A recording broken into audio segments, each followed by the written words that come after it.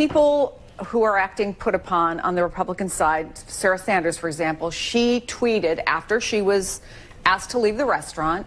And there are some people who wonder ethically about her taking on a restaurant. I don't want to talk about that, but I do want to take on the fact that then she tweets, I always do my best to treat people, including those I disagree with, respectfully, and will continue to do so. And I just want to play a few little clips from the press briefing room.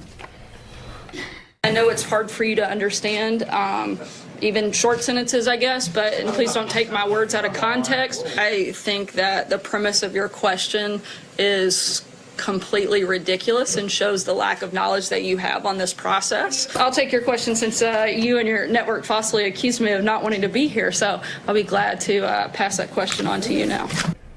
I just want to say that I worked in that room for 2.5 years, and I have the highest respect for the level and quality of the journalists who work there every single day. They would be the first ones to say, do they get it 100% right every single day? Nobody does, right, in any job that they do.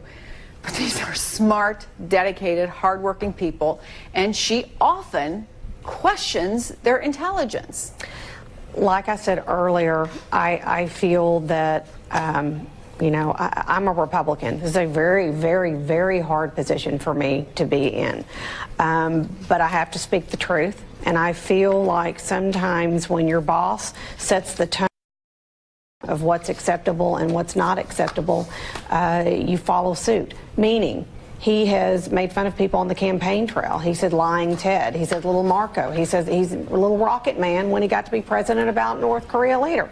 So if you set the tone of the administration that it's okay to be a little snarky and disrespectful, then the press secretary's got free range. I'm not saying it's right.